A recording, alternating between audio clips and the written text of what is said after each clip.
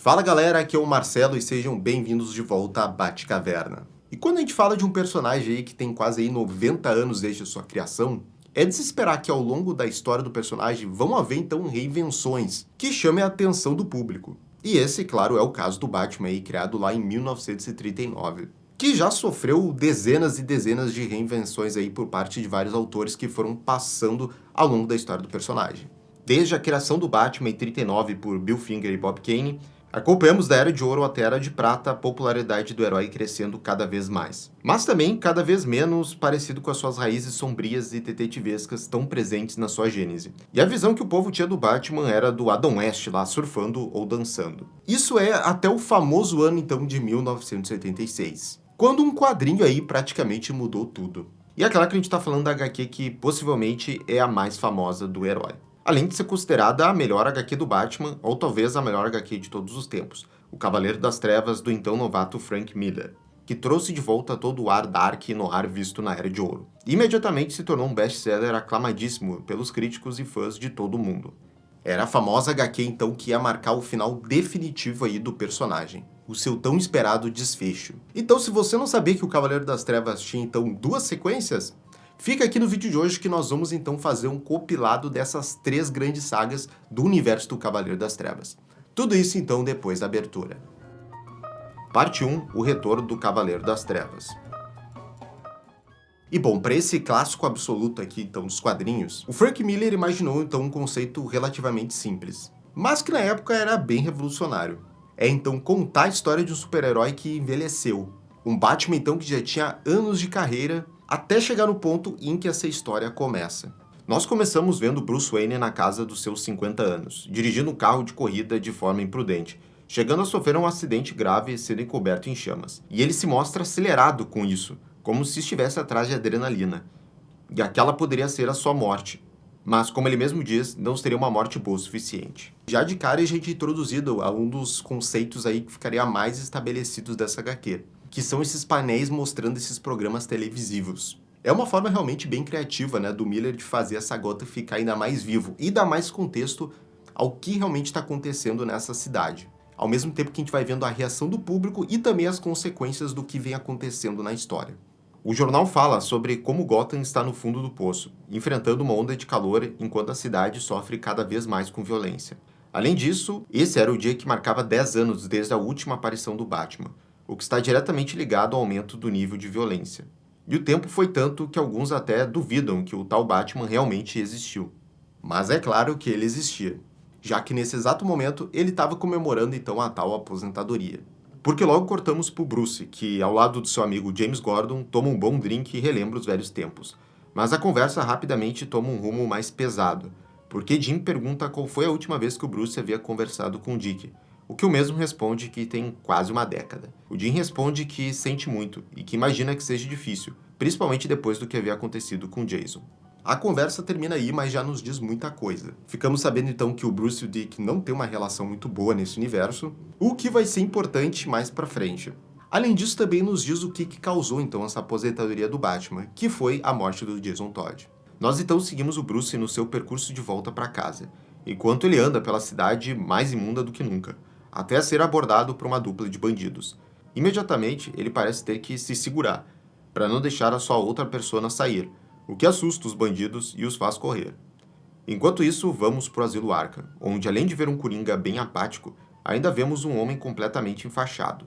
E esse homem é ninguém mais, ninguém menos que Harvey Dent, o Duas Caras, que havia passado por um procedimento para consertar o seu rosto. Através então de um processo tanto cirúrgico quanto acompanhamento psicológico, o Harvey Dent então havia sido reabilitado, ou era o que parecia. A história nos leva para a mansão Wayne, onde acompanhamos o Bruce em seus sonhos. Ele revisita sua infância, até o poço que um dia seria a Batcaverna, onde é assombrado por um enorme e demoníaco morcego. De repente ele acorda num lugar familiar, a própria Batcaverna.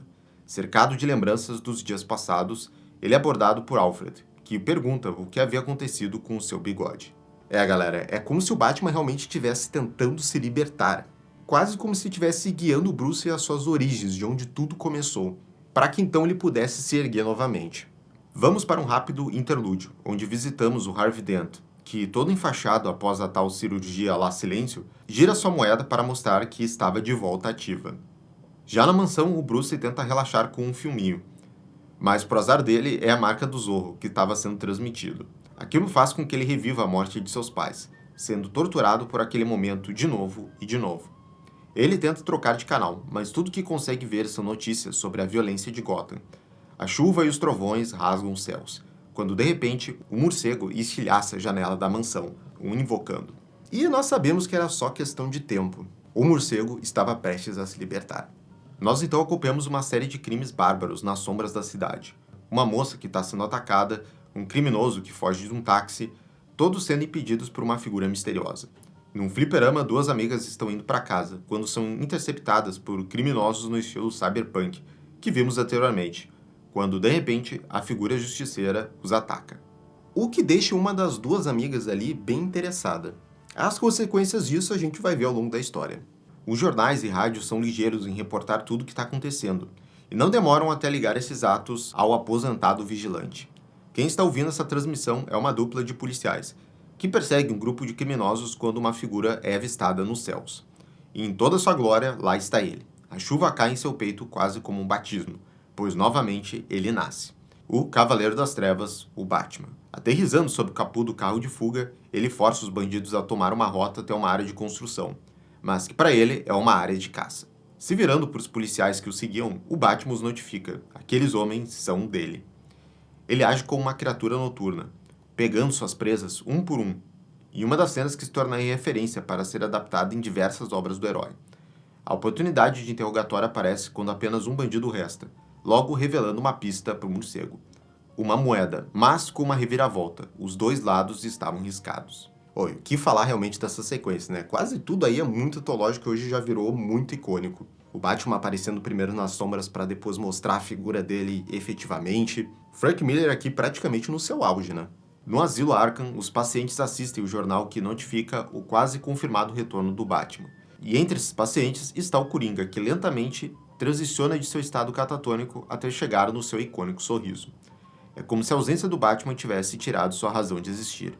E com seu retorno, o palhaço tinha que rir novamente. Durante a noite, Bruce e Jean conversam sobre o retorno do Dent, o que leva o morcego a visitar um dos capangas do vilão a fim de encontrá-lo. E assim, com o bate-sinal aceso pela primeira vez em uma década, Batman e o comissário Gordon se preparam para enfrentar o Duas Caras, cujo plano envolvia o uso de dois helicópteros idênticos para atacar as Torres Gêmeas de Gotham, já que tem que ter o número 2 na jogada. O vigilante rapidamente se apronta para enfrentar o vilão e sua gangue, chegando a usar um rifle bate-gancho para interceptar Harvey e seu helicóptero, até o levar para dentro de um prédio. E a parte que a gente vai ter agora, que para mim é um dos meus momentos favoritos aqui envolvendo o Duas Caras. Num diálogo entre os dois, nós entendemos o que se passa na mente do vilão. É como se, pela lente de sua psique doentia, o lado queimado de seu rosto era o seu lado mais humano, e agora, com o rosto curado, ele não tinha mais o seu lado bondoso. Dias se passam e vemos o Jim Gordon caminhando pela cidade. Ele está prestes a se aposentar, mas antes disso, ele é alvo da gangue mutante. Um dos membros da gangue o ataca, e o policial rapidamente se vira para reagir. E a gangue mutante, que hoje em dia todo mundo reconhece, já ficou um visual icônico, é essa gangue que tem esse visual aí meio cyberpunk. No universo, então, aqui dessa HQ, é essa gangue mais predominante de Gotham, e que, na sua maioria, é formada por jovens. Enquanto isso, vemos que o retorno do Batman inspirou muita gente, como é o caso de Carrie Kelly, uma das meninas que o herói havia salvado, que agora veste um uniforme de Robin, pronta para se tornar uma vigilante amadora, e bota amadora nisso. Na TV, vemos que o comissário havia conseguido sobreviver ao ataque, mas logo uma mensagem do líder da gangue mutante aparece, agora anunciando que o Batman também era dos seus alvos, mas não demoraria até que o morcego enfrentasse a gangue diretamente, porque a história corta para membros da gangue mantendo uma criança refém. Isso até que um morcego adentra o local, seguido por um morcego bem maior, que quebra a parede por trás de um dos membros da gangue e usa da sua metralhadora para atirar na criminosa e assim salvar a criança. E aqui é uma cena que causa realmente muita polêmica, porque a HQ ela não deixa tão, mas tão claro que realmente se o Batman matou ou não aqui. Depois a própria HQ corrobora que a pessoa ali não morreu, o que realmente me leva a crer que esse Batman ainda não mataria aqui, é porque só mais pra frente que a gente vai ter esse dilema sendo encarado realmente de frente. E em várias passagens também é mostrado que esse Batman não faz uso de armas e nem gosta delas. Nós acompanhamos o vigilante em um interrogatório no escuro, já que estamos nos olhos do membro da gangue.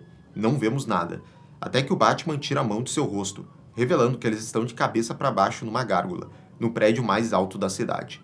Enquanto isso, a nova Robin combate o crime da maneira que pode, chegando a encontrar um grupo da gangue mutante.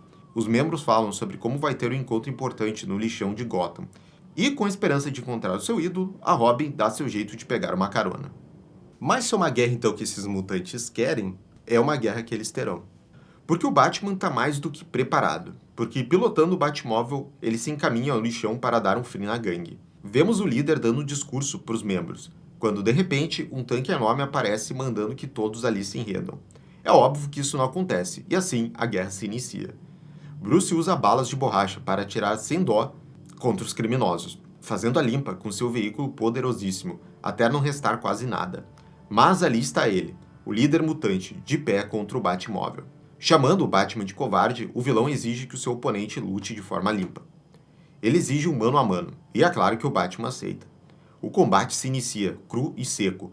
Golpes são trocados, mas o herói tá velho demais para aquilo, ficando cada vez mais cansado e perto de apagar.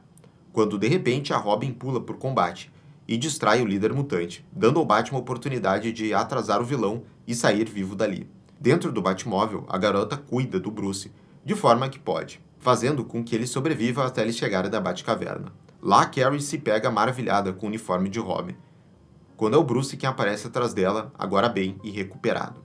E embora então ainda traumatizado com o que aconteceu com Jason no passado, o Bruce diz que ainda a guerra deve continuar e soldados serão necessários.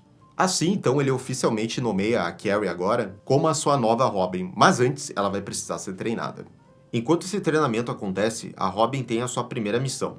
Disfarçada como uma mutante, ela vai ao fliperama, que é um tipo de point entre os membros da gangue. Lá, ela se infiltra e os notifica sobre uma reunião que aconteceria no Rio Oeste de Gotham. Enquanto isso, vemos o líder mutante na prisão, enquanto de repente as luzes se apagam e a porta da cela abre. O vilão então ouve a voz do Batman, que ordena que saia por um duto de ventilação que leva diretamente ao Rio Oeste.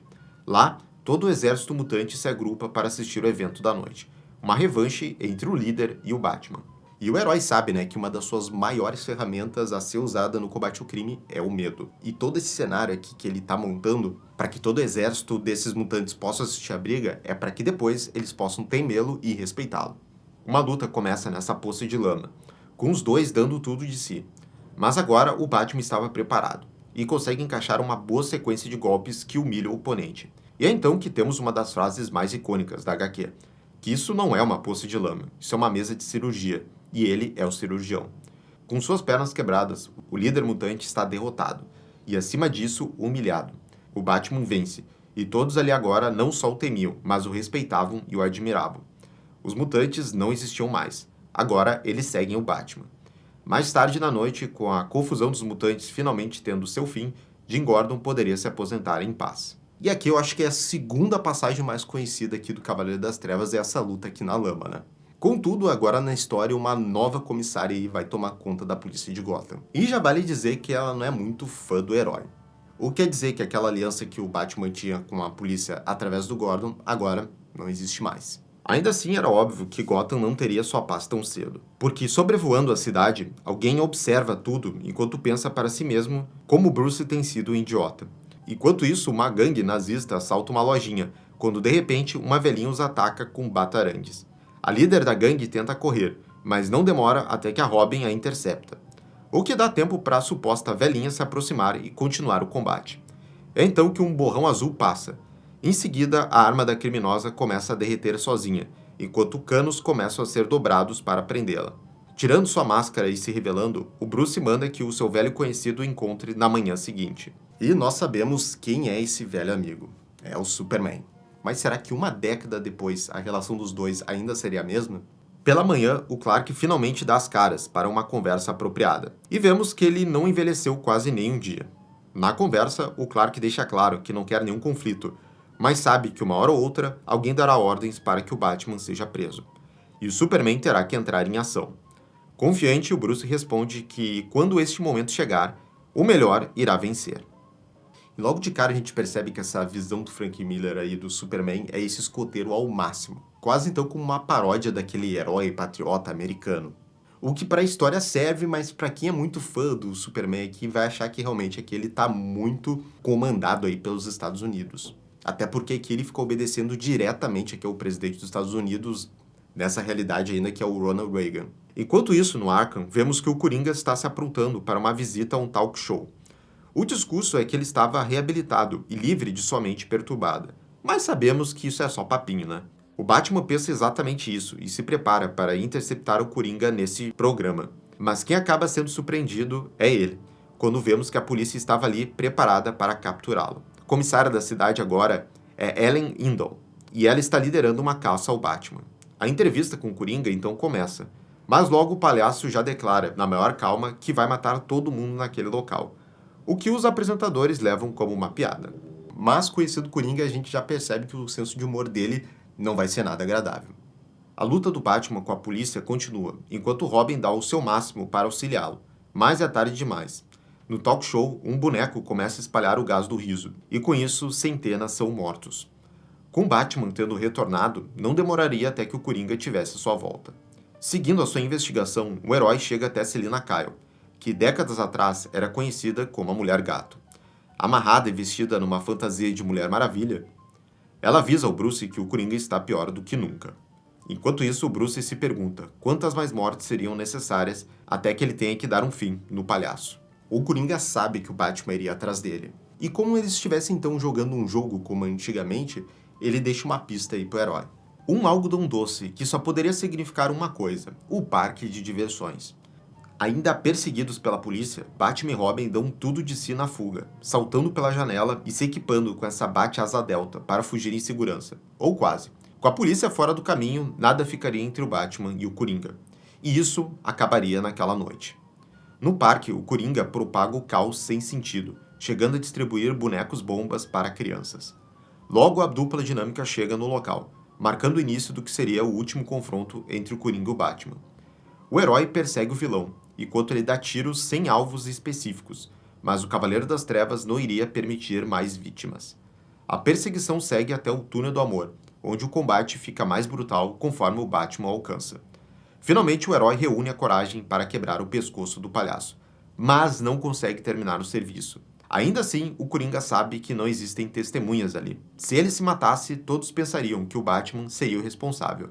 Assim, ele quebra seu próprio pescoço enquanto sua última rezada ecoa pelo túnel. As sirenes se aproximam e o Batman sabe. No momento que os policiais chegarem ali, pensarão que ele é um assassino. E para si mesmo o Batman pensa, talvez ele devesse ser. Aqui então é o fim de uma era. O Coringa finalmente está morto. Mas com esse acontecimento agora, o Batman é considerado então um assassino. E nós sabemos quem vai atrás dele. A polícia cerca o Cavaleiro das Trevas disposta a levar ele preso sob qualquer circunstância. Mas o herói resiste e usa suas forças restantes para fugir dali com o auxílio da Carrie, que o busca com um Batcóptero.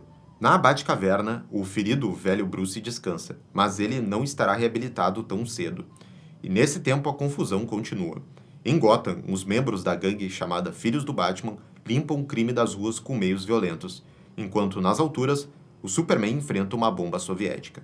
É isso mesmo, simplesmente aqui uma bomba atômica. Vale lembrar aqui que essa HQ ela foi escrita e se passa aí durante essa época da Guerra Fria. Paranoia e tensões ao máximo aqui nesse contexto. Tanto na HQ quanto na vida real. O Superman consegue fazer com que a bomba exploda então num lugar seguro, mas isso não sai barato para ele. Porque mesmo em um lugar distante, a explosão da bomba foi tão poderosa que causou um pulso eletromagnético que gerou um apagão em boa parte do mundo, incluindo Gotham. Na cidade, os prisioneiros são libertos e começa um caos pelas ruas, enquanto os filhos do Batman se preparam para uma investida violenta. Mas é então que o próprio Cavaleiro das Trevas aparece num cavalo negro, ordenando que eles o ajudem a salvar a cidade de forma limpa e sem armas. Cortamos para uma semana depois, onde a escuridão nos céus ainda cobre a cidade de Gotham. Vemos o Bruce conversando com seu velho amigo, Oliver Queen, que diz que sabe o que virá a seguir, Batman vs Superman. Com isso, o ex-arqueiro pede um favor. Quando a batalha vir, ele gostaria de dar uma mãozinha. E falando dele, um borrão passa na frente do Bruce, e com a visão de calor na neve, ele pergunta onde será o encontro deles. o que o cavaleiro responde o beco do crime. Ele então começa a se equipar para o confronto, vestindo uma nova armadura, especialmente feita para aquela ocasião. Pensando consigo mesmo, o Bruce sabe, aquele vai ser o seu fim.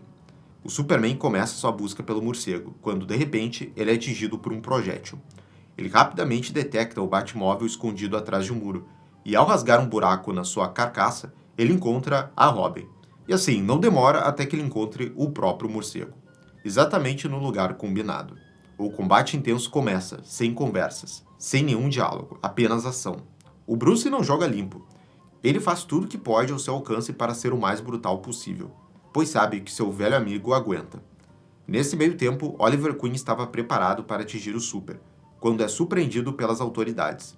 Com esse plano arruinado, o Bruce sabe que vai precisar improvisar, o que o leva a usar alguns gadgets. Enquanto isso, um timer dentro da armadura do Batman indica que falta menos de 1 minuto para o seu momento final. Seja lá o que for, o Batman aqui tem um preparo. Finalmente, o Oliver consegue sacar uma flecha de kryptonita e arremessá-la contra o Superman, o que o enfraquece para que o Batman encaixe diversos golpes nele. O combate se torna cada vez mais intenso, e é nesse momento que temos outra frase extremamente icônica. Eu quero que se lembre, Clark. Lembre-se do homem que o derrotou. Finalmente o timer vai a zero, e o Bruce simplesmente apaga. Ele tem uma parada cardíaca.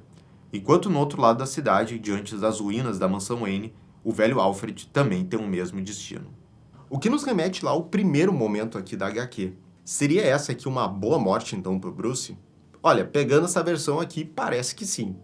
Em seu funeral, o Clark se junta a velhos amigos do Bruce no cemitério, quando de repente ele ouve algo. Um batimento cardíaco que antes era inexistente, agora está notável nos ouvidos do kryptoniano.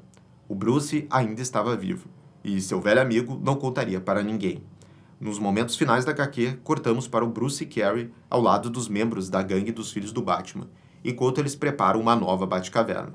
O Batman nunca irá morrer, e ele terá uma boa vida pela frente.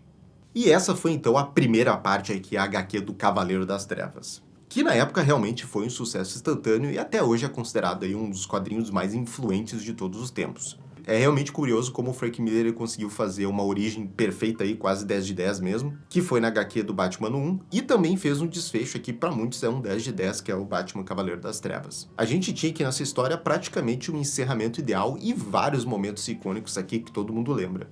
Principalmente aqui o mais icônico sendo a luta do Batman com o Superman. Bom, era o que todo mundo pensava que era o desfecho perfeito que não precisava tocar em nada ali. Isso porque então, décadas depois, era lançado então Cavaleiro das Trevas Parte 2. Para surpresa de muita gente, e quando chegou e o pessoal começou a ler essa história, ela foi realmente bem controversa. Parte 2, o Cavaleiro das Trevas ataca novamente. 3 anos se passaram desde o encerramento da primeira HQ, e o Bruce ainda está dado como morto. Nesse tempo, ele treinou seus aprendizes que agora são conhecidos como Batboys. Mas enquanto isso, o mundo entrava num tipo de ditadura imposta pelo governo. Há muito tempo, heróis fantasiados lutavam pelo certo, mas agora eles estavam desaparecidos, e era hora disso mudar. E assim, de cara já dá pra ver que tem uma mudança muito brusca lá da primeira parte. Os comentários políticos e sociais que a gente via no Cavaleiro das Trevas, eles estão presentes na segunda parte, mas a gente vê muito mais nesse tom de sátira. Fora também a questão da arte que afasta muitas pessoas, né? Que realmente aqui tá muito mais exagerada, talvez até cartunesca. Que antes a gente tinha uma paleta, digamos, mais fria, agora realmente tem cores mais quentes e exageradas. Enfim, realmente você vê uma mudança geral aqui e por isso a gente vê que muita gente fica chocada ao ver essa segunda parte. Cortamos para o meio do mar, onde um homem luta pela sua sobrevivência. Ele batalha contra um monstro e se alimenta como pode, quando de repente uma luz aparece vindo dos céus, sendo que parece ser sua salvação. Vemos uma mulher gigante num uniforme de onça, ou é o que parece, porque na verdade é o homem que está encolhido. E ele é Ray Palmer, o Átomo, e estava mantido preso em um laboratório, isso até ser salvo pela Catgirl, que não é ninguém mais ninguém menos que a Carrie Kelly, agora uma ex-Robin. A invasão de Carrie logo é detectada, o que a força a fugir dali com o Professor Palmer de forma improvisada, saltando do laboratório até uma nave de fuga. A missão de resgate é um sucesso, mas nos céus alguém os observa, e é o Superman. E ele sabe que isso é obra do Batman. O que só nos diz uma coisa: teremos aqui outro confronto entre Batman e Superman. Na Batcaverna, o Átomo finalmente veste seu uniforme pela primeira vez em anos, pronto para voltar à ação. Mas nas sombras, o Batman já diz que as coisas não serão tão fáceis, pois eles têm muito trabalho pela frente. Enquanto isso, na televisão, o presidente fala sobre um meteoro que vem em direção à Terra, ameaçando toda a vida nela. Mas tem algo estranho aí, pois no meio dessa transmissão, a imagem do presidente meio que buga, levando teorias da conspiração a pensar que talvez o presidente sequer exista. As teorias estavam certas, e só tem um homem que poderia estar por trás disso tudo, Lex Luthor.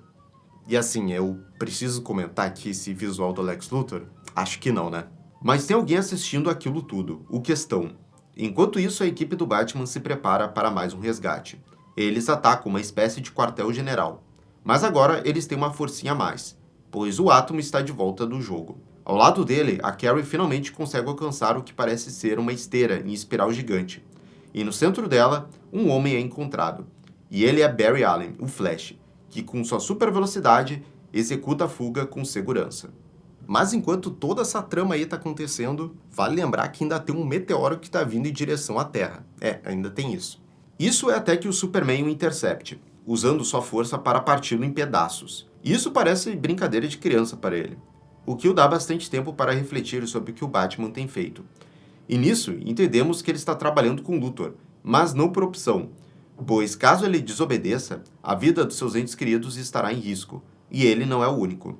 O Superman sabe que o Batman está reunindo uma equipe de meta-humanos capaz de pará-lo, o que significa que ele também precisa de ajuda. Assim, Superman, Mulher Maravilha e Shazam se reúnem, todos sob as amarras de Lex Luthor. Assim, até dá pra aceitar aí um Shazam velhinho, né, fofinho, mas essa Mulher Maravilha aqui já virou até clichê falar disso. Nenhum dos três gosta do que está fazendo, e até considera se rebelar e se juntar ao Batman, quando de repente um rosto aparece em sua frente. É o Luthor, que assiste tudo furioso, mas ele não está sozinho, porque ao seu lado está o Brainiac. Em sua posse está a cidade engarrafada de Kandor, e se Clark cometer mais um deslize, menos kryptonianos existirão no universo. Sem mais escolhas, o Superman sabe. O Batman tem que ser parado, ou mais de seus entes queridos morrerão. Sem hesitar, o Super parte voo para a Batcaverna, apenas para dar de cara com a moeda gigante e o dinossauro clássicos da base do morcegão. Mas com uma pequena diferença. O dinossauro parte para cima. O kryptoniano não mede forças para combater os desafios que o Batman manda, detonando o dinossauro e acabando com um bate bizarro. Mas tem alguém que oferece um pouco mais de ameaça. É o Flash, e em instantes coloca várias bombas no corpo do Superman. Em seguida, o Arqueiro Verde faz o seu retorno com um braço robótico, ao mais uma vez presentear o Clark com uma flecha de kryptonita, o que dá oportunidade para o Átomo entrar em ação. É então que pela primeira vez na HQ, nós o vemos, vindo das sombras e empunhando manoplas de kryptonita. O Batman não tem piedade.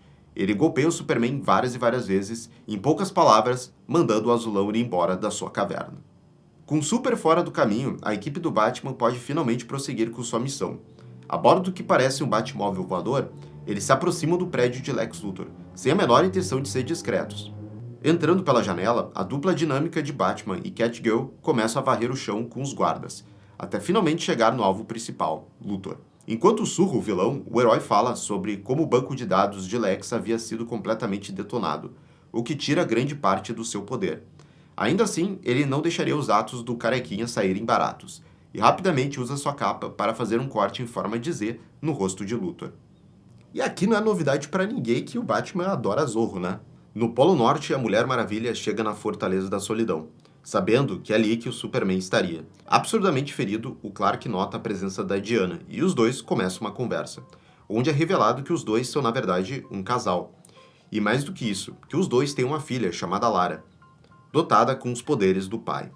Ela está segura e longe dali, já que sua existência é um segredo para todos. Afinal, se o Luthor soubesse dela, poderia usá-la como uma arma. E que revelação, hein? Superman e Mulher Maravilha tinham então uma filha todo esse tempo. Você pode gostar de muitas coisas em relação a essa HQ, mas não dá pra dizer que não tem muitas reviravoltas, boas ou más, enfim, mas tem reviravolta.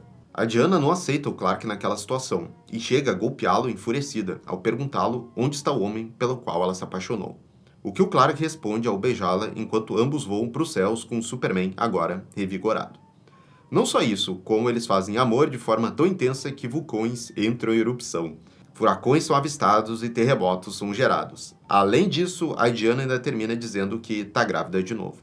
E eu realmente não sei o que o Frank Miller estava pensando quando escreveu isso aqui. Não só isso, porque realmente ele teve tempo para repensar, né? Primeiro ele desenha, depois tem que escrever, então realmente ele teve que repensar várias vezes, e aí ele ainda foi com essa ideia. O casal não tem muito tempo de paz, porque logo um OVNI aparece no espaço, o que obviamente é um trabalho para o Superman. Enquanto isso, a equipe do Batman tem um novo aliado na presença do Homem Elástico, que os ajuda num resgate no Asilo Arkham. O objetivo é salvar o Homem Borracha, que após se transformar em carro, foguete, mulher e balão, aceita se juntar ao grupo.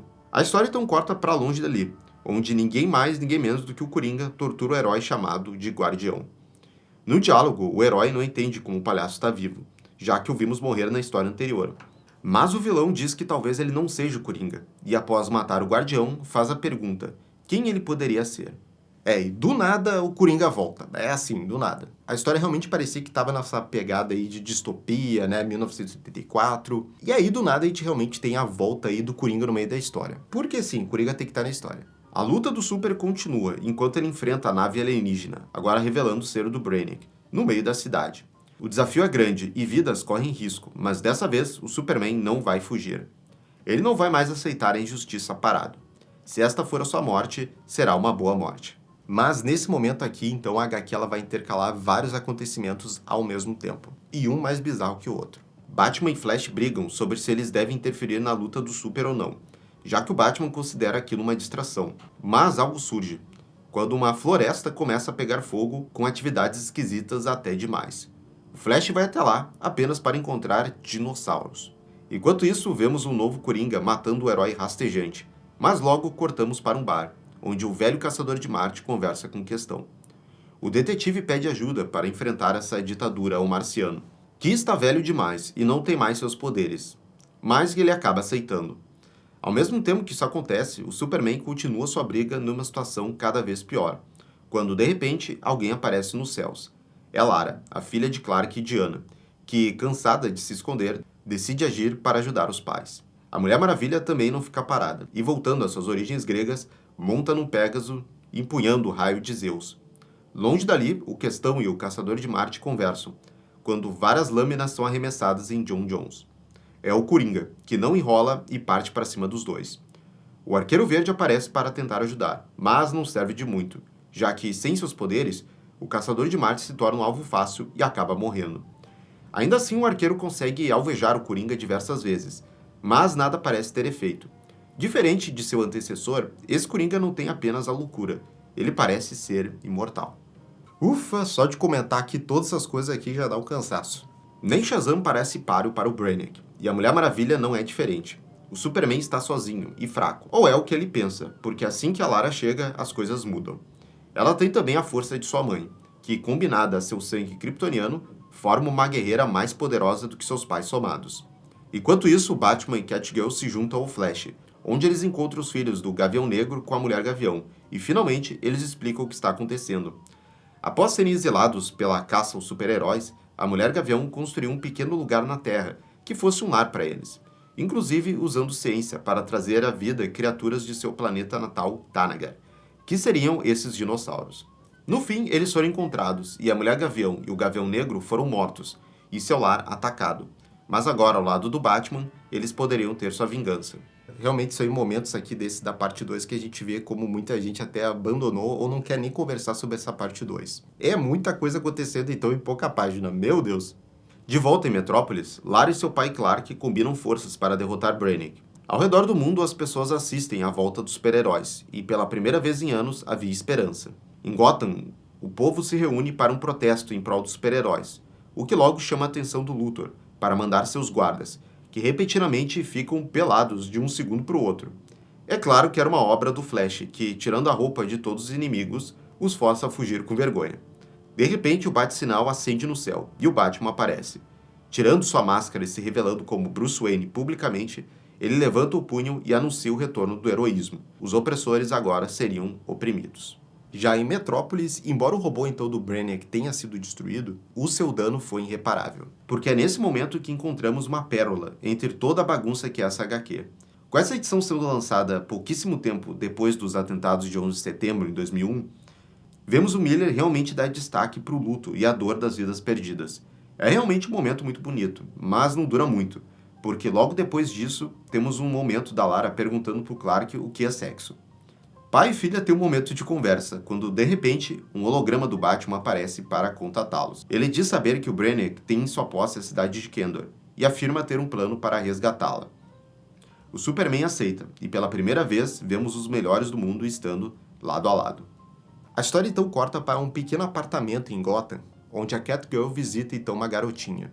Essa estranha garotinha parece ter herdado os poderes da Saturnia, heroína da Legião dos Super-Heróis, tendo poderes telepáticos capazes de lhe dar visões do futuro, e nessas visões ela vê a Carrie sendo morta pelo Coringa. A moça responde que isso é impossível, já que dias atrás ela e o Arqueiro Verde haviam enfrentado o palhaço. E sabendo que ele tem poderes de regeneração, a Carrie deu tudo de si para ter certeza de que o Coringa havia morrido. Contudo, a garotinha garante que ele não morreu, já que de alguma forma ele é imortal. Com isso, vamos para a Sibéria, onde a Lara segue o plano do Batman para recuperar Kandor. Ela chega no Brainiac prometendo lhe dar lealdade caso ele poupe Kandor, o que o vilão aceita. Lara então começa a ser dominada pela tecnologia do Brainiac, quando de repente o átomo se revela. Mas já já nós vamos saber o que o herói está planejando. Porque agora a gente vai então diretamente para a base do Lex Luthor. Lá vemos o Batman ferido, dando a entender que em algum momento, fora de tela, o morcegão havia sido capturado. Uma sessão de tortura começa, com Lex tendo zero piedade com o Cavaleiro das Trevas, revelando seu plano. Ele havia projetado satélites localizados ao redor do mundo que, quando ativados, eliminaria parcela da humanidade. Mas é então que uma luz verde parece preencher tudo. Não só a base, como o país, como o mundo todo. E é exatamente o que parece, é o Lanterna Verde, que aparece como uma gigante projeção no espaço, destruindo os satélites de Luthor. Rindo do seu oponente, o Bruce admite que havia sido capturado propositalmente, e que mesmo sabendo que ele não era necessário ali, ele fez questão de marcar presença só para ver de perto o Luthor falhar. E é então que uma janela quebra atrás do Lex e um novo Gavião Negro entra, esmagando a cabeça do vilão em instantes. E o Batman não se espanta com essa violência, pois, como ele mesmo diz, é assim que essa nova geração trabalha. É estranho, porque lá na parte 1 do Cavaleiro das Trevas tinha todo um dilema sobre matar ou não seus inimigos, e agora a gente tem isso, né? Vai entender. Voltando para a base do Brainiac, vemos o átomo crescendo de tamanho e esmagando o vidro que envolvia Kandor. Agora libertando centenas de kryptonianos que, ao se unir com Lara, formam uma grande potência, a qual o Brainiac nunca poderia sobreviver. A missão estava concluída. Luthor e Brainiac haviam sido derrotados, e a Terra estava finalmente livre de seu controle. Contudo, ainda havia algo a ser resolvido. Porque enquanto Batman pilota a Batnave para longe dali, ele recebe um pedido de socorro vindo da Batcaverna. E é a Carrie, e ela está nas mãos do Coringa. E será morta em instantes. O Coringa começa a cortar e ferir Carrie mais e mais, enquanto provoca o Batman na comunicação, o que leva o herói a ter que tomar uma decisão rápida. Ele tem um palpite de quem pode ser esse novo Coringa, e só há uma forma de confirmar, ativando o código de autodestruição da Batcaverna. Mas é então que o Coringa ativa a senha para cancelar a autodestruição. Mas a senha está incorreta, o que prova o palpite do Batman. Porque essa era a senha antiga, e só uma pessoa sabia dessa senha, Dick Grayson. Exatamente, esse Coringa era na verdade Dick Grayson, o primeiro Robin cujo Bruce havia demitido décadas atrás. E é então que o Batman chega na Batcaverna, dando início ao que é o momento mais engraçado da HQ. Ele começa a zombar do Dick, o chamando de apelidos, e falando o quanto ele é feio, chato, patético, etc. Mas acontece que o antigo menino prodígio não fica muito abalado. Afinal, ele sabe que é imortal, dizendo que se ele não tiver nada do que se regenerar, não existiria imortalidade. É então que o Homem-Elástico aparece para resgatar a Carrie, enquanto o chão da Batcaverna começa a se abrir, revelando que a caverna residia em cima de um vulcão subterrâneo, e era questões de segundos até que o Dick caísse na lava. Ele tenta se segurar, mas o Batman vai atrás, e consegue arrancar a sua cabeça com um machado, que sabe-se lá de onde ele tirou, o que dá tempo dele agarrar o Coringa farsante e arremessá-lo em direção à lava, assim condenando a si mesmo junto. Mas ainda tinha alguém que devia um pequeno favor para ele. É o Superman, que aparece num instante para segurar o Bruce e salvá-lo, enquanto Dick caía para sua morte, assim marcando o fim definitivo da primeira dupla dinâmica. A história então se encerra dentro do Batmóvel, onde o Bruce cuida da Carrie exatamente como ela cuidou dele após enfrentar o líder mutante, enquanto admite para si mesmo o quanto ele a ama como uma filha. E essa foi a história, então, de Cavaleiro das Trevas, parte 2. Realmente aí é uma das sequências mais controversas aí dos quadrinhos. Principalmente quando a gente considerava o que era a parte 1, né? O quão impactante foi aquela história. E aí a gente realmente tem essa sequência que muda bastante coisa. Tanto no quesito da narrativa, quanto principalmente eu acho que o que afasta é a questão da arte, tá?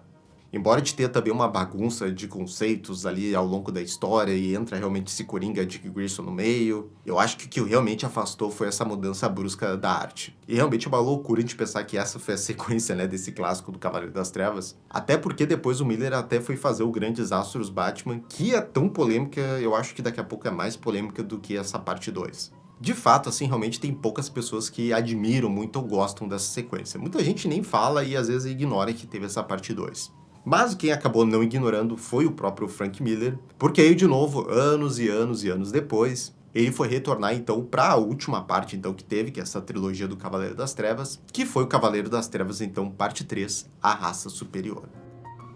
Parte 3, A Raça Superior. 3 anos se passaram depois dos eventos de Cavaleiro das Trevas 2, e o mundo havia conhecido a paz, ou perto disso. Por 3 anos, o Batman estava desaparecido, e isso iria mudar. Em Gotham, um jovem rapaz corre da polícia, com tudo, até ser encurralado. Os policiais apontam a arma para ele, e por um instante, ele parece aceitar o seu fim, quando de repente, o Batman aparece, salvando sua vida e indo para o combate direto com a polícia. O Cavaleiro das Trevas estava de volta. Cortamos para uma floresta, onde a Mulher Maravilha enfrenta um Minotauro, e após derrotá-lo, ela tira de suas costas um pequeno bebê. E esse é Jonathan, filho de Diana Prince e Clark Kent. E eles estavam em casa, pois à sua frente estavam as Amazonas. Mas antes que possa haver qualquer recepção, uma das Amazonas notifica a Diana que a Lara havia fugido. E é então que vemos para onde ela foi, a Fortaleza da Solidão, onde Superman se encontrava em estado de congelamento. Mas é também ali que se encontra a cidade engarrafada de Kandor, mais uma vez presa em um tipo de garrafa, e nela um pedido de socorro. A história volta para Gotham, onde vemos novamente a comissária Indel, famosa por seu ódio pelo Batman. E com ele de volta, dá para imaginar que ela não está nem um pouco feliz. Mas tem algo que pode deixá-la feliz, porque naquele momento um esquadrão de policiais perseguiu o vigilante. O herói é encurralado, o que o força a entrar em combate direto. Isso até que ele é acertado em cheio por um soco, o que o torna vulnerável a uma sequência de golpes vindo de todos os lados. Mas o Batman não dá trégua, ainda reunindo energias para voltar com tudo no combate, ou até que a comissária chegue e bote um fim naquilo. E com Batman então detido, a Indel tem uma pergunta: onde que está o Bruce Wayne? Pois ao desmascarar o morcego, vemos que quem vestiu o traje era a Carrie Kelly, que responde que Bruce Wayne está morto. Carrie então levada à prisão, onde ela fica aproximadamente um mês. Tentativa vai, tentativa vem, mas a menina não responde aos interrogatórios, até finalmente se abrir. Ela revela que 3 anos atrás, o Batman havia se ferido gravemente na luta contra o Lex, e esses ferimentos eventualmente levaram até sua morte. Ainda o parece acreditar, mas ao perguntar o que a Carrie fez com o corpo, a menina responde que o comeu, dizendo à comissária que o que ela acredita ou deixa de acreditar não faz diferença. Nós aí então vamos para o laboratório do Ray Palmer, para onde a Lara levou a cidade de Kandor na tentativa de reverter o seu encolhimento. O Ray se mostra pessimista, já que não era a primeira vez que ele havia tentado isso. Mas dentro da cidade engarrafada, o kryptoniano Baal compartilha as teorias e estudos de seu pai, que unidos ao trabalho e tecnologia do átomo, podem funcionar para restaurar a cidade. Os 3 começam a conversar, mas Laura ouve sua mãe chamá-la do outro lado do mundo e vai a seu encontro, deixando o Ray e o Baal a sós. Em Gotham, a Carrie está sendo transferida para a prisão de Blackgate, quando de repente, ao assobiar, parece ativar um certo comando. É o Batmóvel, que, chamado por Carrie, começa um conflito com as viaturas da GCPD. O veículo parece ser indestrutível, aguentando e passando por cima de tudo em seu caminho, independente do que a polícia tente, saltando por cima da ponte de Gotham antes que ela seja fechada e executando uma fuga perfeita. Mas o que os policiais não perceberam é que no meio dessa confusão, a Carrie conseguiu ir a bordo do Batmóvel. Ó, eu vou dizer aí que eu tava com saudade de ver de novo esse Batmóvel que era tão icônico lá no Cavaleiro das Trevas parte 1. Esse Batmóvel aí, parrudão tanque. É icônico demais. Cortamos para um deserto, onde agora, em seu traje de átomo, o Dr. Palmer usa sua tecnologia para tentar reverter Kandor. Ele ativa a máquina e um grande clarão toma conta de tudo, até revelar uma multidão. Mas com um porém, dezenas de mortos entre eles, assassinados. Na frente, um culto de fanáticos de kryptonianos, e entre eles Baal, que apresenta o líder daquele culto, seu pai. Ele é Kar, e ele é o salvador de Kandor. Ativando o equipamento do Rey, Kar o faz encolher novamente, apenas para que seu filho Baal se aproxime e pise no herói, assim o matando. Banhado pelo sol amarelo, a Terra agora enfrentaria a fúria de kryptonianos fanáticos, que se consideram a raça superior. Enquanto isso, vemos a Carrie chegar em uma nova Batcaverna, onde, diferente para um computador, nós podemos vê-lo. Bruce Wayne, e ele tá vivo. Agora basta ver como é que o Bruce vai lidar com essa nova crise. Porque nas histórias anteriores nós vimos o quão difícil era lidar com o Superman. Imagine então agora enfrentar um exército deles. No computador, não demora até que o Bruce comece a ver dezenas de notícias envolvendo os kryptonianos e o caos que eles estavam instaurando em todo o planeta. Kar ainda faz questão de aparecer publicamente para fazer discursos, onde declara o seu culto como os deuses da Terra. E aqueles que não se ajoelharem perante eles conhecerão sua fúria. Kar então dá aos seus filhos um tipo de pílula e ordena a um deles que vá cumprir o seu propósito. O kryptoniano cai dos céus e, em meio ao ar, explode de dentro para fora na potência de uma bomba nuclear. É um poder inimaginável. E, diante disso, o Bruce sabe que precisará de ajuda. E é exatamente o que ele faz. Forçados a tomar uma decisão, Bruce e Carrie vão para a Fortaleza da Solidão, na esperança de acordar o Superman, mesmo sabendo que as chances são baixas. Bruce explica que o Clark propositalmente se deixou ser congelado após os eventos de 3 anos atrás, pois se sentiu responsável por toda a opressão que Luthor e Brainiac causaram. Com o uso de um martelo, o Batman tenta literalmente quebrar o gelo, mas isso não parece funcionar. Mas é quando a Carrie cita o que os kryptonianos estão fazendo que o gelo começa a se quebrar.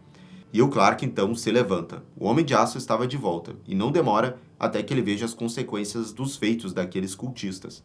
Com isso, tudo que o Clark consegue fazer é chorar. A história vai para o Pentágono, onde Kar lidera uma invasão ao lado de sua família, para confrontar os governantes. Mas antes que ele faça algo, um telão é ligado, e é o Batman que aparece. O Cavaleiro das Trevas não está sozinho, porque atrás de Kar é o Superman que aparece. Contudo, antes que o Azulão possa agir, ele ouve alguém dizendo que ele é um traidor para sua raça, e ao se virar, ele vê. É Lara, sua própria filha. Além de enfrentar o que era outrora o seu próprio povo, o Clark talvez agora tenha que enfrentar a sua própria filha. O coitado Superman acabou de acordar e já tem que lidar com umas decisões dessas. Fora também um monte de outra coisa, né? O Superman tenta dialogar e explicar para ela que eles não estão acima da humanidade, embora seus inimigos os vejam como formigas. Mas Lara não parece estar do lado do pai. Na verdade, ela começa a atacar sem piedade, sem segurar sua força, enquanto Clark se recusa a dar um golpe sequer. A luta dura horas, e assistindo pela caverna, Bruce e Carrie sabem que eles não podem fazer nada. O Clark consegue fugir até a Fortaleza da Solidão, onde ele se depara com centenas de kryptonianos. Ele sabe que não tem a menor chance. Um tipo de gosma negra cai sobre Superman, o envolvendo numa espécie de prisão casulo, enquanto os kryptonianos o atacam com suas visões de calor, até que o herói afunde na água, assim desaparecendo. Logo após humilhar o Superman para todos na Terra assistirem, Kar faz outra exigência. Caso o Batman não seja entregue em até 30 horas, toda a vida na Terra morrerá. Na caverna, o Bruce pede para que a Carrie saia em uma missão, mas antes, lhe entrega um presente, é um novo uniforme. Mas com tudo isso acontecendo, onde que estão os outros heróis? Vemos o Flash correndo pelas ruas, quando de repente, algo tão rápido quanto ele o intercepta e quebra suas pernas, o fazendo capotar até ser incapacitado. Mas em um bueiro ao seu lado, vemos um dos Batboys, prontos para ajudar o velocista. Em Gotham, o povo pede para que o Batman se renda, enquanto a comissária Indel assiste a tudo isso, até que atrás dela, o próprio Cavaleiro das Trevas dá as caras. Cortando para o que parece ser uma dimensão subatômica, vemos Ray Palmer, vivo. Caindo de átomo em átomo, ele pensa para si mesmo. Talvez ele possa consertar as coisas. Parece que instantes antes daquele pisão do Baal, o átomo conseguiu ali se encolher o suficiente para se livrar da sua morte. E se foi ele que libertou toda essa confusão, talvez ele realmente possa consertá-la. Os kryptonianos finalmente chegam a Gotham, mas a sua paciência parece estar se esgotando. Nesse meio tempo, os Batboys levam Flash para a Batcaverna em segurança, mas talvez suas pernas não possam mais ser consertadas. Já no fundo do mar, a Carrie pede ajuda do Aquaman para encontrar o Superman, o que eles conseguem. Embora o material do casulo seja extremamente resistente, Carrie tem um pequeno item dourado que pode ajudar a parti-lo. Parece funcionar, já que assim que a moça toca o casulo, ele começa a se partir, assim libertando o Superman. O caos em Gotham continua, quando de repente o Batmóvel surge dos chãos, e a bordo dele está o próprio Batman, vestindo a exata mesma armadura que ele usou para enfrentar o Superman, há tanto tempo atrás. Bom, que funcionou contra um nós sabemos, mas será que vai funcionar contra centenas? Seguimos Superman e Carrie em seu novo uniforme de Batgirl, enquanto eles chegam na Batcaverna, dando de cara com o Flash, que agora exerce a função parecida com a do Oráculo. Nesses computadores, ele consegue manipular o clima, e ainda avisa que o tempo vai ser de chuva. Em cima do Batmóvel, o Batman encara os kryptonianos nos céus, conforme trovões parecem rugir. Eles vêm com tudo, mas é aí que a comissária Indel ativa o bate-sinal com uma certa personalização, que ao entrar em contato com a chuva, literalmente faz chover kryptonita. Os kryptonianos começam a cair dos céus todos de uma vez, os enfraquecendo para que o Batman possa enfrentá-los em contato direto. Ainda assim, o desafio é grande. E é por isso que ele terá ajuda, pois ao seu lado está o Superman, agora vestindo uma armadura à prova de kryptonita. E várias vezes aqui, então, nesse universo, né, nós vimos o Batman enfrentando o Superman. E até chegamos a ver eles estando lado a lado. Mas se tem uma coisa que a gente ainda não tinha visto, é eles do mesmo lado, só que aí lutando juntos, né? Que parece que aí o Frank Miller foi preparando aí todas essas etapas para chegar nessa última parte aqui e nos entregar os melhores do mundo juntos, lutando lado a lado. O kryptoniano Brutamonte grita que tudo que eles pediam era adoração. E por terem os desafiado, a humanidade iria sofrer. Já fora da luta, os civis percebem que por conta da chuva, os kryptonianos estão enfraquecidos, o suficiente para que até eles possam causar algum dano. O que começa uma guerra, a qual o próprio povo de Gotham participa.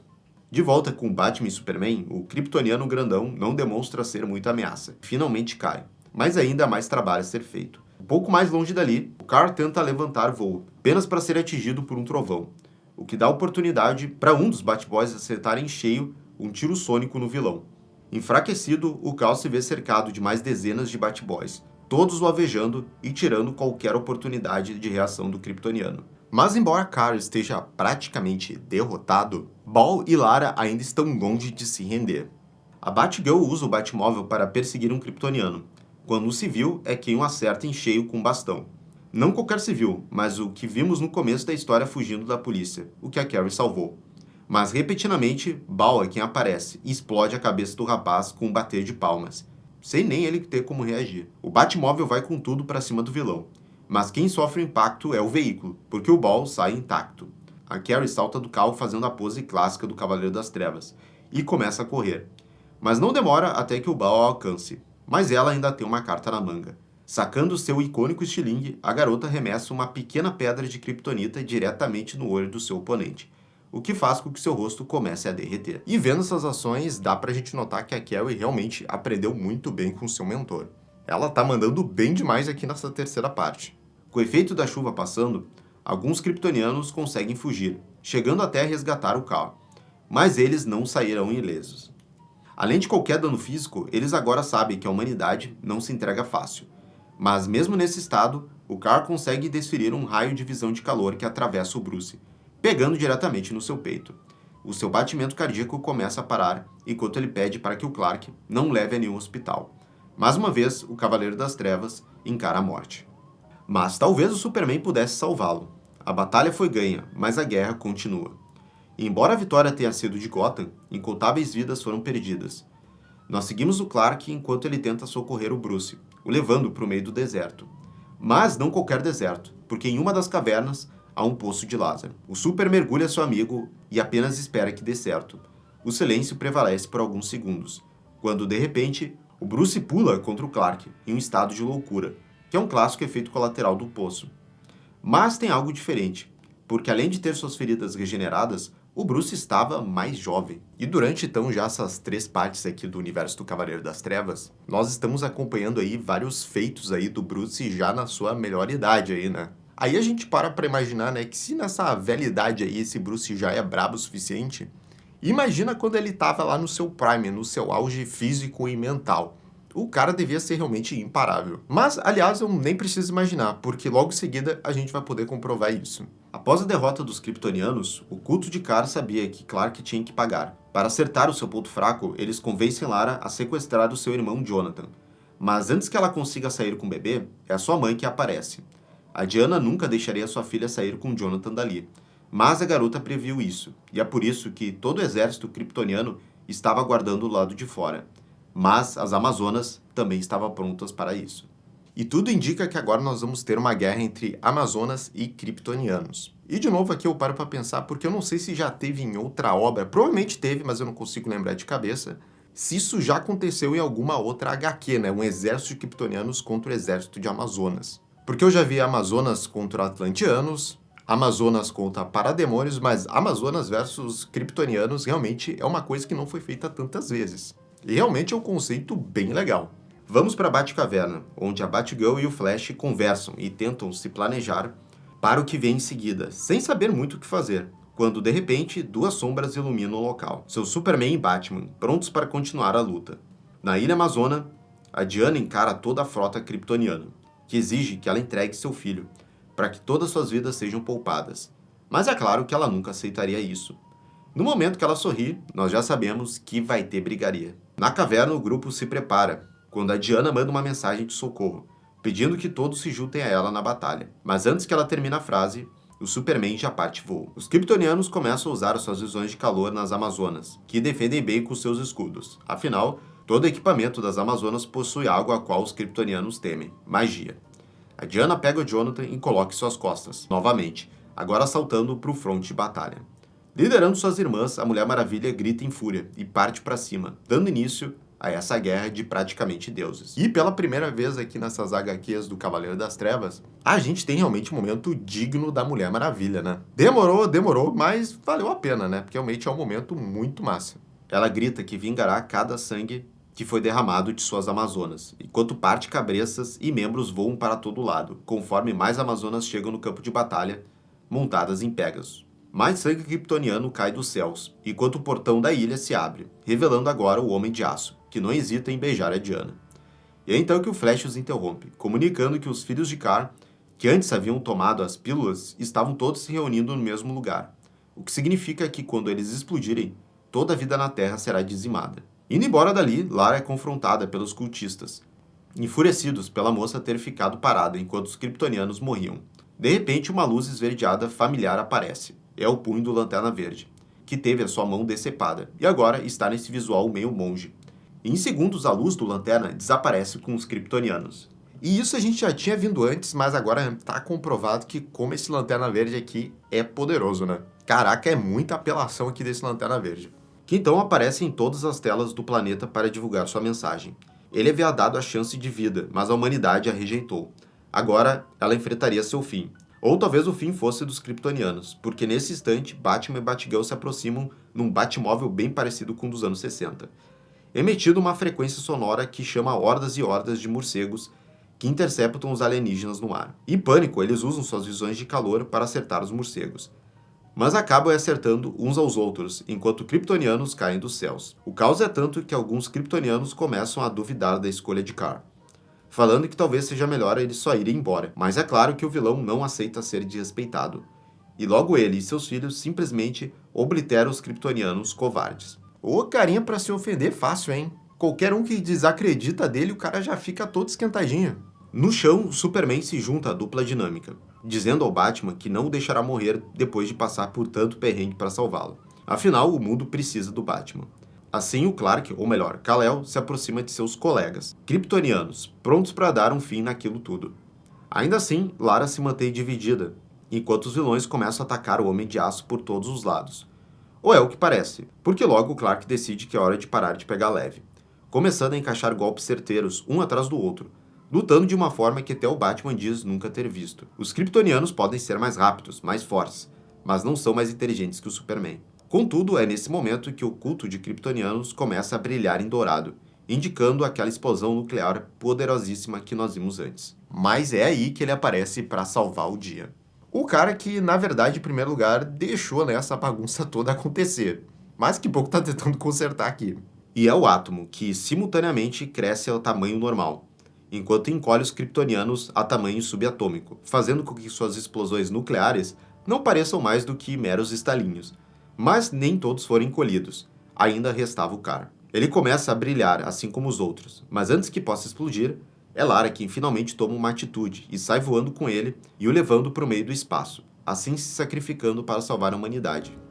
No fim, Lara, que é metade kryptoniana e metade amazona, se mostrou humana. 2 meses se passam e o Superman está desaparecido. No bate-computador, o Bruce continua sua busca incansável pelo seu velho amigo, mas sem muito sucesso. Ainda assim, ele promete a si mesmo que, caso Clark ainda esteja na Terra, ele irá o encontrar. É então que a Carrie aparece atrás dele, agora vestindo um traje preto. Agora não mais como Batgirl, mas como Batwoman. Assim, os dois saem em uma patrulha numa página que replica a icônica capa do Cavaleiro das Trevas. Mas agora, o Bruce não tá mais sozinho. E galera, essa foi então toda a saga aí do Cavaleiro das Trevas, da parte 1 até essa última parte 3. Tivemos então a icônica parte 1, a polêmica, né, e muitas vezes negligenciada e esquecida parte 2, e a relativamente recente e até que foi bem aceita aí essa parte 3 aí do Cavaleiro das Trevas, que muita gente achou que nunca ia acontecer também. Embora então não esteja, claro, no nível lá da primeira parte, essa terceira aí realmente é um salto muito grande lá da segunda parte. Realmente eu prefiro muito mais aqui essa terceira. Parte 4, A Criança Dourada. Contudo, essa terceira minissérie aí não seria o fim do Cavaleiro das Trevas. Bom, talvez pro Bruce sim, mas não pro símbolo do Batman. Isso porque pouco depois então do lançamento da Raça Superior, o Frank Miller apresentou uma ideia, um conceito de história que expandia mais esse universo, e que faz parte então da cronologia aí desse universo. E um detalhe especial é que nas artes dessa vez quem acabou fazendo foi um brasileiro, Rafael Grampá. Algum tempo se passa desde os eventos de A Raça Superior. Jonathan, agora uma pequena criança, já demonstra ter um intelecto muito acima da média, enquanto a sua irmã Lara e seu pai Clark falam do inevitável poder do garoto.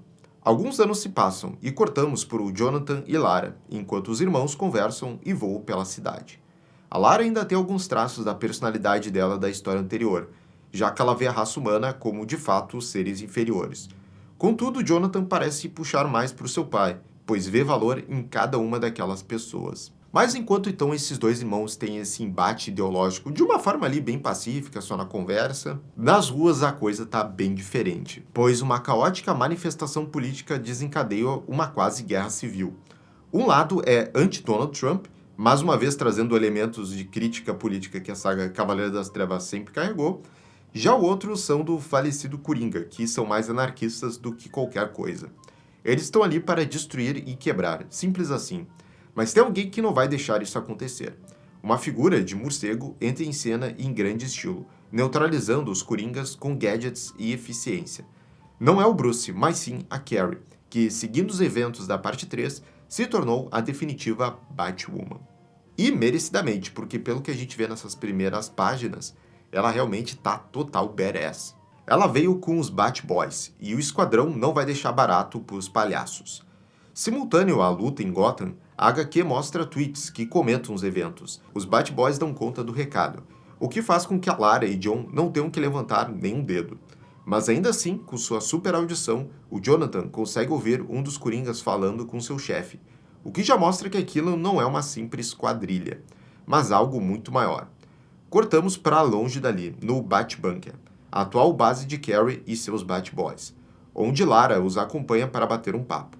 Ela diz sentir a presença do próprio Darkseid naquela destruição nas ruas, tendo certeza do seu envolvimento e do seu eminente ataque.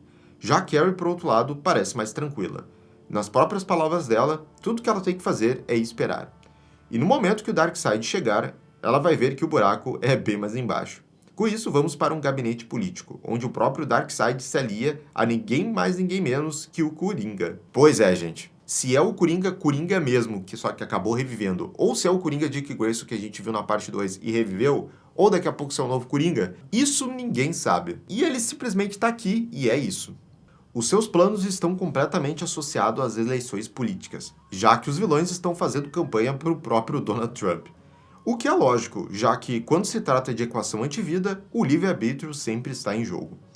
Eles até têm crianças coringas que ficam ali em computadores espalhando fake news. E enquanto isso, nas ruas, a Batwoman toma conta de mais uma confusão envolvendo os coringas.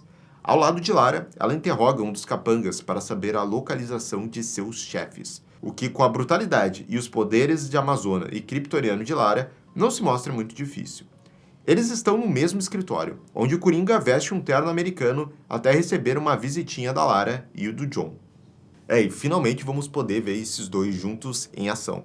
A Lara vai com tudo pra cima do Darkseid, enquanto o John toma conta das crianças Coringa. O vilão parece entretido com aquilo, suplicando para que a Lara deixe a raiva lhe dominar por completo, já que assim se tornará mais fácil corrompê-la. A Kryptoniana consegue derreter o Darkseid com sua visão de calor, mas ele ainda não foi derrotado. Na forma de uma fumaça, o vilão começa a entrar na cabeça das heroínas, com a equação antivida, mas a Lara traz a Carrie de volta a si. A batalha continua, conforme o vilão dispara sua sanção ômega em direção a Lara, mas a Kryptoniana sabe o que está fazendo. Ela desvia do ataque por tempo suficiente para que o Jonathan se posicione, mostrando uma visão de calor branca absurdamente poderosa que enfraquece o Darkseid, até ser atingido pelos seus próprios raios ômega, sendo completamente apagado. Finalmente, ele estava morto. Ou era o que eles estavam pensando. E é claro que esse ser não seria derrotado tão fácil assim. Uma chuva de sangue começa a cair sobre o campo de batalha, sinalizando a presença dele ali. Rapidamente, o Jonathan entende. Não é vingança que ele quer, é ele próprio. O Darkseid reconheceu o poder do garoto, e seu maior objetivo agora é corrompê-lo. Com um longo monólogo, o Darkseid contempla sua escuridão e seu poder. A maldade encarnada, a explosão das estrelas, a força que destrói planetas. Ele é Darkseid. E Darkseid é. De volta na Terra, ele é renascido. Enquanto toda aquela luta épica estava acontecendo, o Coringa ainda está tentando fugir. Mas a Batwoman não vai deixar. Ele e sua gangue disparam num carro de fuga, quando é Carrie quem cai sobre o veículo. A Batwoman salta de carro em carro, desviando dos tiros do palhaço para distraí-lo, até o seu veículo bater com tudo na fachada de um fliperama. Eles saem do carro e começam a correr dentro do flipper. Mas a Carrie sabe como jogar o jogo. Ela corta a energia e cria um apagão total no local, criando uma situação muito parecida com a sua primeira aparição na primeira parte do Cavaleiro das Trevas. Mas agora é ela quem está no controle. Ela é o predador aqui.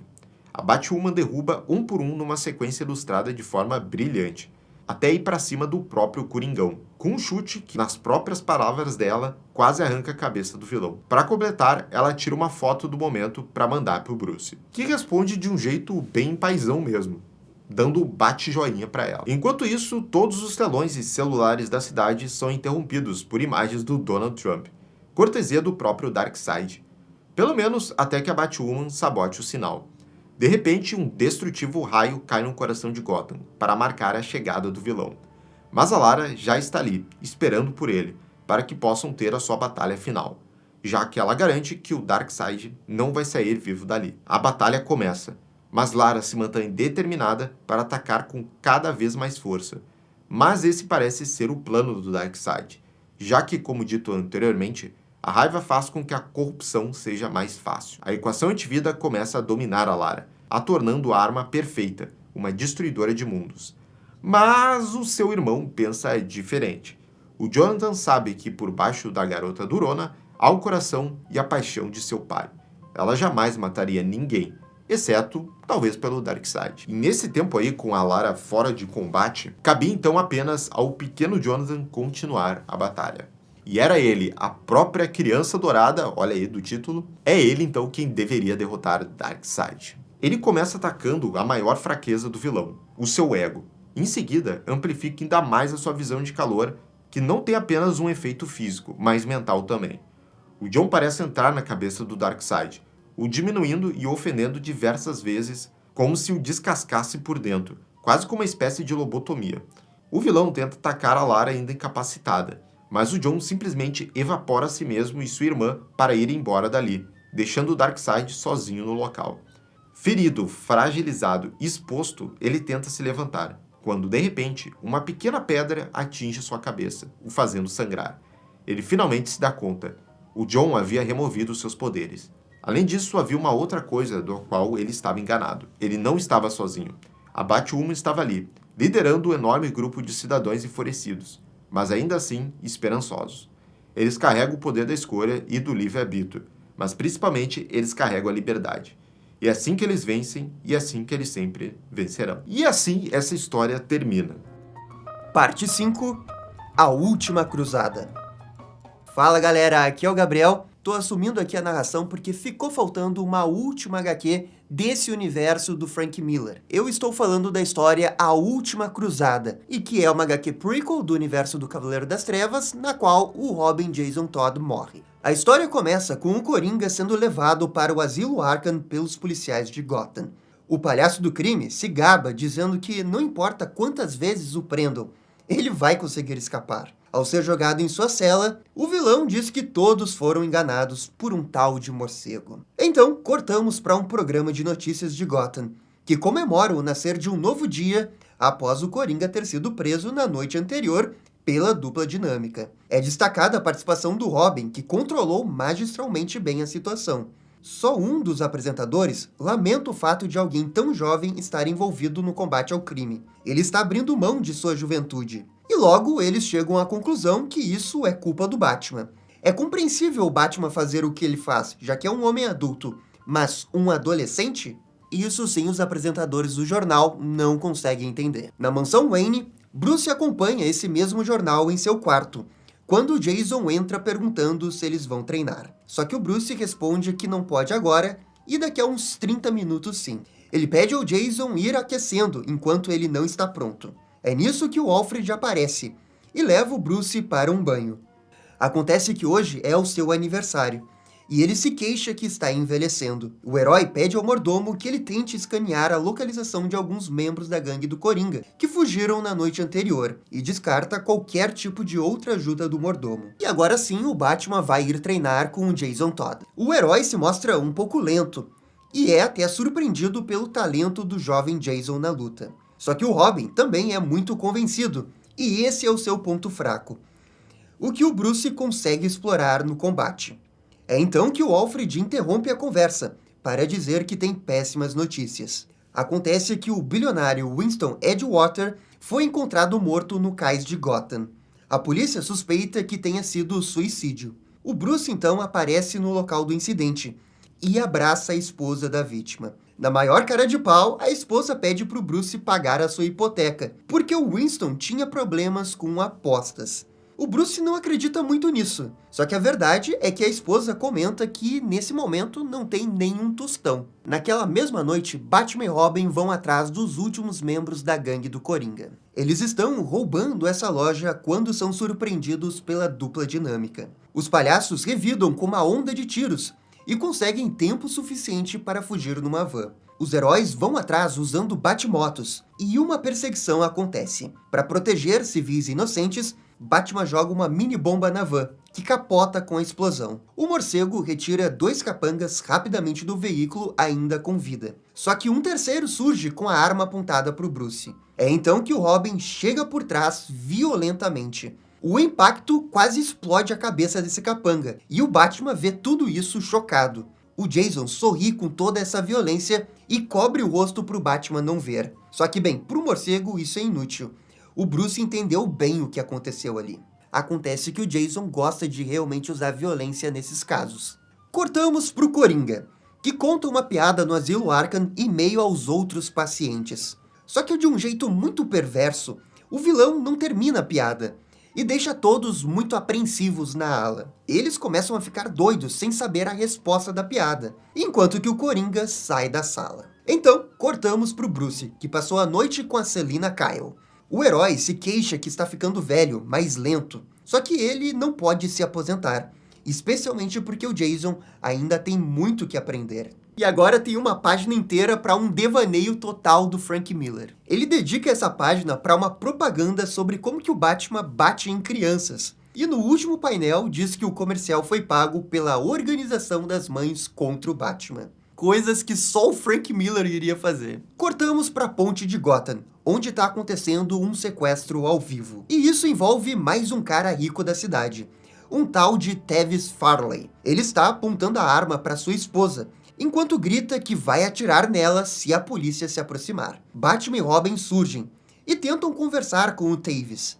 O cara tá biruta das ideias, dizendo que faz isso por amor. Enquanto ele discursa, Jason arremessa um batirangue em cheio em seu braço, decepando o membro. Essa ação é repreendida pelo Batman, mas o Jason sequer pede desculpas. E na Batcaverna, o Batman tem uma ideia do porquê que esses bilionários estão surtando em Gotham. Ele suspeita que isso tudo tenha algo a ver com a Era Venenosa. O Bruce também pergunta pro Alfred se ele acha que o Jason é um tanto quanto frio. O mordomo confirma ao falar que o Jason não sente empatia pelos outros. O Alfred sugere que o Bruce não veja sucessores que compartilhem a sua dor, e sim do seu intelecto. Algo que o Bruce diz que vai manter em mente. E eu até acho que isso foi um foreshadowing do Frank Miller para Carrie Kelly. O computador revela que os dois bilionários investiram numa empresa chamada Green Vein, e o Bruce decide investigar essa empresa. Enquanto isso, no asilo, podemos ver que a mera presença do Coringa lá faz os pacientes piorarem consideravelmente. Voltando para o Batman e o Robin, eles estão indo investigar a tal da empresa. O Jason questiona se esse não era melhor um trabalho para o Bruce Wayne fazer publicamente, o que faz o Batman refletir, dizendo que o Jason tem razão. Mas hoje não. Hoje ele faz isso como Batman. O herói entra sozinho na empresa e se depara com Killer Croc, conversando com um bilionário chamado Langston Marks. O problema é que o Batman comete um erro. Sem querer, ele faz um barulho, e isso chama a atenção do Killer Croc. O vilão ataca brutalmente o Langston, e na sequência ataca o Batman também. O Bruce leva uma surra e é jogado através de paredes. Quando parecia que tudo estava perdido, sirenes da polícia ecoam pela sala. As luzes são falsas e foram colocadas pelo Jason para enganar Killer Croc, o que faz o Batman até agradecer por isso. O Croc foge com medo de ser preso e deixa o Batman ainda vivo.